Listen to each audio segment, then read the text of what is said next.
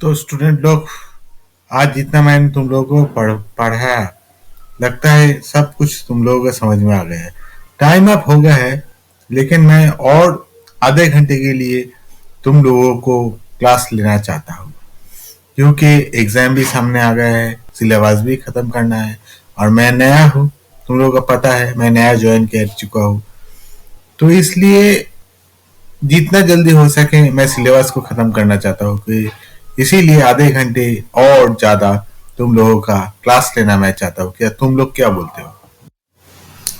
लेकिन सर, हम इससे ज्यादा देर तक नहीं रुक सकते, क्योंकि हम सभी लोगों को घर जाने रास्ते में घर जाने में के जो रास्ते है, उसके अंदर वो जमींदार साहब का पुराना हवेली पड़ता है, जिसमें भूत रहता है।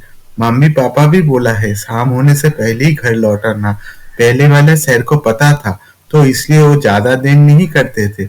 हम लोगों को छुट्टी के 2-3 मिनट पहले ही छोड़ देते थे, क्योंकि जैसे मतलब हम लोग घर पहुंच पाए शाम होने से पहले, इसलिए वो 2-3 मिनट पहले ही छोड़ देते थे।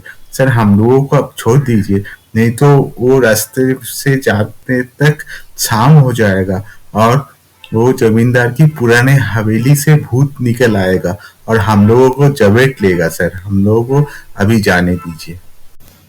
ठीक है, तुम लोग सब जा सकते हो, लेकिन कल पढ़ाई जरूर करके आना। हम सबसे पूछेंगे आज जो तुम लोगों को पढ़ाया है। ठीक है, पढ़ाई ठीक से करके आना। जाओ, अब सब घर चले जाओ, मैं भी चलता हूँ।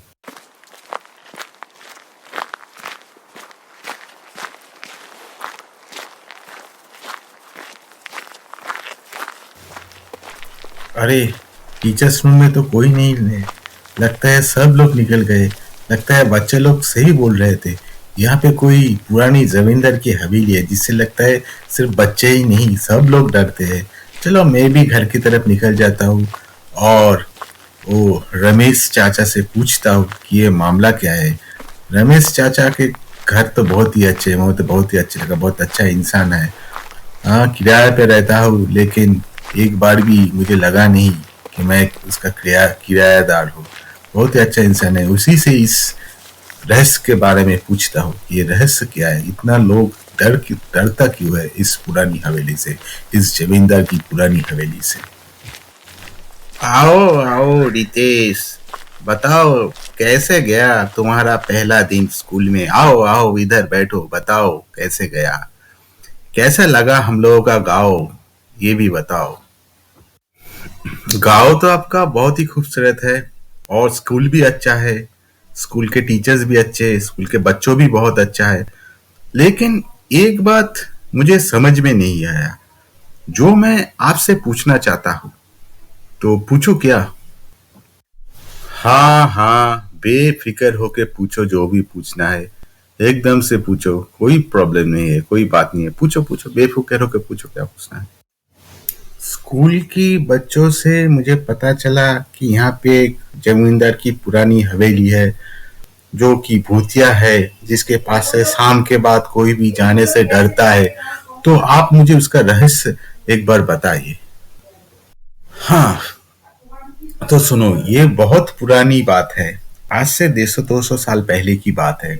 यहाँ पे एक जमींदार रहता था, जो कि बहुत ही अच्छा था, जो बहुत ही दयालु था, और उसकी राज्य की हर प्रजाओं को बहुत ही प्यार करता था, और राज्यवासी भी उससे बहुत ही प्यार करता था। लेकिन एक दिन एक दुखद घटना घट गया। एक दिन डाकू लोग जमींदार के हवेली पे आक्रमण कर दिया। जमींदार की जितना भी प्यादे थे, वो डाकू लोगों के साथ जूझ नहीं पाए, क्योंकि वो डाकू बहुत ही शक्तिशाली थे। और उसके बाद वो डाकू लोग जमींदार और जमींदार की बीबी को बेमौत मार डाला, और वहां से जमींदार की जो भी जायदाद मिला, वो उसको हड़प लिया। लेकिन जमींदार साहब के पास बहुत सारे सोने की अशरफियां थी, जो कि उस डाकू लोगों को नहीं मिला था। उसके वजह से वो डाकू लोग उस हवेली पे रहना शुरू कर दिए, और उस हवेली से वो अशरफियां ढूंढना शुरू कर दी। लेकिन एक अजब सी बात हुआ। जमींदार की मौत की 2 महीने बाद वो डाकू लोग भी अजीब तरीके से उस हवेली के अंदर मरा हुआ पाया गया। उसके बाद से वो हवेली बंदी है। लोग बोलते हैं कि वहां से जाने से रोने का, मरने मारने और मरने का और बहुत सारी अजीब व गरीब आवाज आती है। इसके लिए शाम के बाद वहां से कोई नहीं गुजरता है। यही है जमींदार की हवेली की कहानी।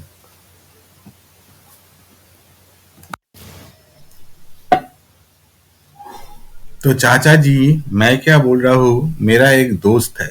दोस्त मतलब वो मेरा बड़े भैया के जैसा ही है। मुझसे उम्र में बड़ा है, मैं भी उसके पास पढ़ा हूँ। तो मुझे वो पढ़ाते थे एक टाइम पे। तो वो फिजिक्स का प्रोफेसर है। फिजिक्स का प्रोफेसर ही करते हैं शहर में। उसके अलावा वो मेटाफिजिक्स को लेकर भी रिसर्च करते हैं, मतलब कि ये भूत प्रेत जितना पैरानॉर्मल एक्टिविटीज है। मैं क्या उसको एक बार यहाँ बुला सकता हूँ? वो इधर आएगा तो जरूर उस हवेली की गुत्थी का सुलझाव निकल आएगा। हाँ हाँ रितेश, बुला लो। तुम अपनी बड़े भैया जैसे दोस्त को बुला लो। शायद उसके आने से इस गुत्थी का सुलझाव आए और इस गांव को उस शाप से मुक्ति मिल जाए। क्योंकि जमींदार साहब तो बहुत ही अच्छे आदमी थे, जितना मैं सुना है मेरे पापा से, कि वो हर इस गांव के हर इंसान, सिर्फ इंसान नहीं, पशु पक्षी पेड़ सबको प्यार करते थे। उसके लिए अपने जान निखरते थे। तो अपनी दोस्त को बुलाओ, अपनी दोस्त को बुलाओ और इस गांव को इस गांव को अधिवासियों को, मतलब गांव की जितने भी लोग हैं, जितने भी पशु पक्षी है, सबको उस अभिशाप से मुक्त करो। बुलाओ जितेश, तुम्हारे दोस्त को बुलाओ, जितना जल्दी हो सके बुलाओ। अरे जिग्नेश भाई, कैसे हो आप? आपके लिए एक बहुत बड़ा केस है। मैं जहाँ पे ट्रांसफर हुआ हूँ ना, उस गांव में एक जमींदार का हवेली है, जिसको भूतिया हवेली कहते हैं सब लोग। अब उस गुत्थी को आपको ही सुलझाना पड़ेगा। इतना बड़ा केस तो आप कभी सुलझा है होगा कि नहीं, मुझे डाउट है। मुझे तो पता है आपने बहुत सारा केस सुलझा है, लेकिन ये केस कुछ पेचीदा है। आप आइए ना, आने से बहुत मजा आएंगे। आप कब आ रहे हैं बोलो? जल्दी से आना होगा आपको, क्योंकि रमेश चाचा जिसके घर में मैं किराए पे रहता हूँ ना, उसने बोला है कि जितनी हो जल्दी हो सके इस गुत्थी को सुलझाओ और इस गांव को उस सांप से मुक्त कराओ। एक सांप जैसा कुछ वो बोल रहा था, पता नहीं जिग्नेश भाई, आपको ही पता होगा। आप तो पैरानॉर्मल रिसर्चिस्ट हो, रिसर्च स्कॉलर हो, अब तो फिजिक्स का प्रोफेसर हो और मेटा फिजिक्स का भी प्रोफेसर हो। अब जल्दी से आ जाओ, अगले शनिवार को ही आ जाओ ना। हम लोग एक काम करते हैं, मेरा स्कूल खत्म होने के बाद हम लोग एक साथ में डिनर करने के बाद वहीं पे ठहरते हैं रात को। आपका तो काम रात को ही है। आप वहां पे देख लेना क्या होता है नहीं होता है, असल में गुत्थी क्या है, असल में रहस्य क्या है, मामला क्या है। और उसके बाद इस गांव को आप सांप मुक्त कर दीजिए। सांप मुक्त मतलब आपको तो पता ही है आप क्या करते हो। सबके दिमाग से आप वो भूतों का फंडा को हटा देते हो, बोलते हो कि सब कुछ भी नहीं होता है। ये सब मतलब आपको तो पता ही है। हाँ, आ जाइए जिग्नेश भाई, जितने जल्दी हो सके आ जाइए। थैंक यू रितेश, मुझे इतना अच्छा केस देने के लिए। बहुत दिनों से मेरे पास केस भी नहीं था। तो एक फिजिक्स का प्रोफेसर ही तो मेरा ऑक्यूपेशन है, ठीक है। लेकिन मेरा पैशन, मेरा हॉबी तो ये मेटा फिजिक्स का रिसर्च है। तुझे तो पता ही है, किस किस राज्य में नहीं गया, किस किस देश में नहीं गया, किस किस शहर, किस किस गांव में नहीं गया इसके लिए। बहुत दिनों से केस नहीं आ रहा था। थैंक यू रितेश, मुझे ये केस देने के लिए। अगले शनिवार की मैं उधर आ रहा हूँ, अगले शनिवार को ही मैं तेरा उधर आता हूँ, आके इस गुत्थी को सुलझाता हूँ। लेकिन एक बात है, मेरे लिए अच्छे से खाना बनाना, हो सके तो चिकन पकाना, ठीक है। मैं शनिवार दोपहर के बाद ही, शाम के अंदर तेरे घर आ जाता हूँ। तो स्कूल से वापस आने के बाद हम लोग थोड़ा गल्प करेंगे, थोड़ा बातचीत करेंगे। उसके बाद डिनर करके जमींदार हवेली के तरफ जमींदार के हवेली की तरफ रवाना हो जाएंगे और गुत्थी को सुलझा देंगे। ठीक है, रखता हूँ।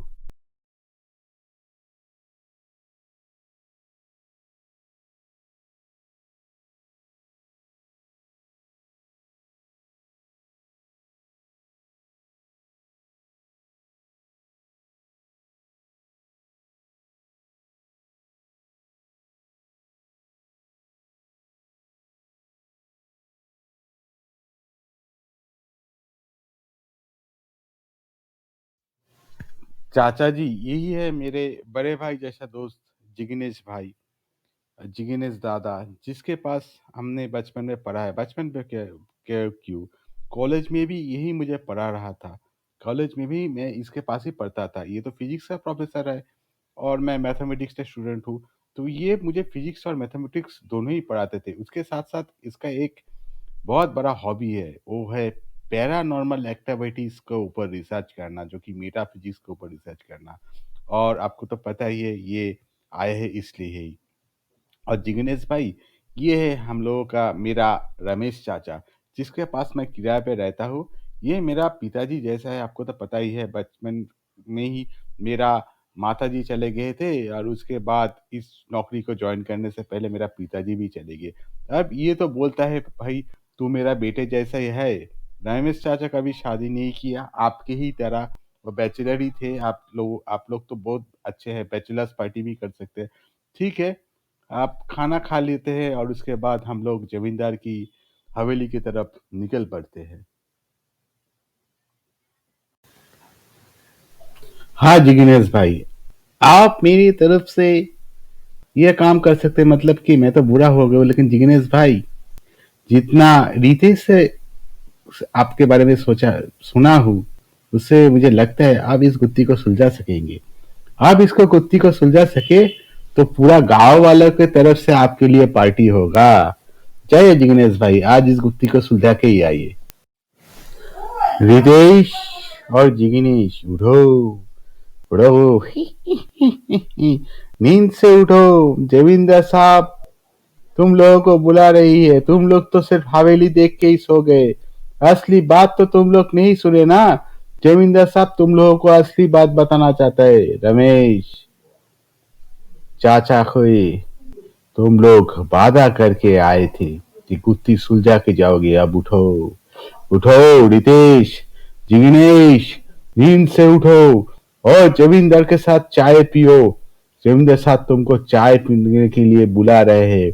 उसके साथ साथ इस हवेली का गुत्थी का समाधान भी वो तुम लोगों को दे देंगे। आओ, उठो उठो रितेश, जिग्नेश। सुनो रितेश, जिग्नेश, सब लोग इस बंगले को, इस हवेली को भूतिया हवेली कहते हैं, लेकिन ये भूतिया हवेली नहीं है।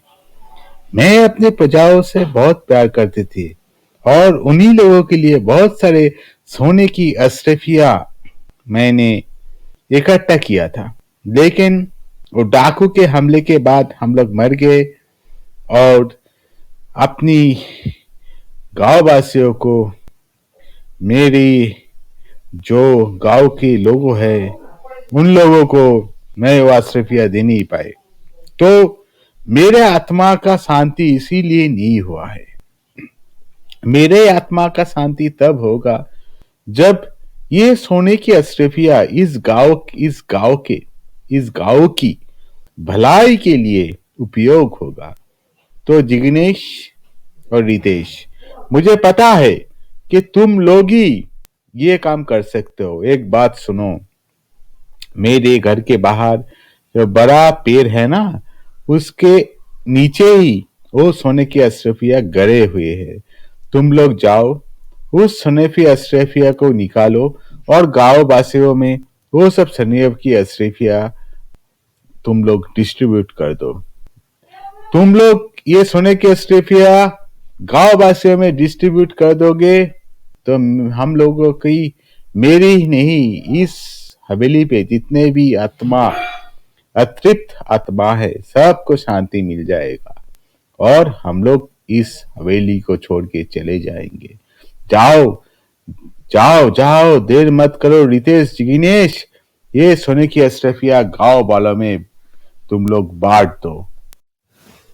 हाँ हाँ रितेश, यहीं पे खोद, यहीं पे मिलेगा वो सोने की अशरफिया, यहीं पे मिलेगी।